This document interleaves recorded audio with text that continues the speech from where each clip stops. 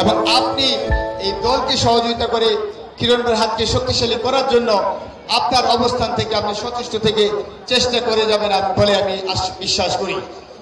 আজকে যারা যারা বিএনপি 17টি বছর করেছেন তাদেরকে একটি কথা মনে রাখতে হবে, নির্বাচন অতি সন্নিকটে, আগামী ফেব্রুয়ারির মধ্যে যদি নির্বাচন হয়, এই নির্বাচনের জন্য আমাদেরকে প্রস্তুতি নিতে হবে।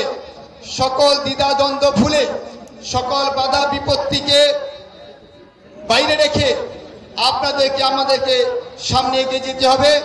প্রত্যেকটি ওয়ার্ডে ওয়ার্ডে, প্রত্যেকটি ইউনিয়নে এবং পৌরসভা সহ সকল সংগঠনকে শক্তিশালী করে মানুষের দ্বারে দ্বারে, জনগণের দ্বারে দ্বারে যেতে হবে।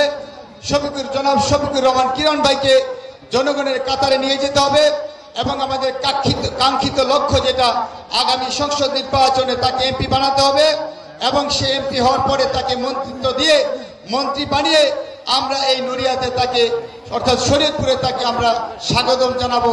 সেই অপেক্ষায় থাকার জন্য এবং সেই প্রত্যয় ব্যক্ত করে আমি আমার বক্তব্য শেষ করছি। খোদা হাফেজ। বাংলাদেশ জিন্দাবাদ। বেগম খালেদা জিয়া জিন্দাবাদ।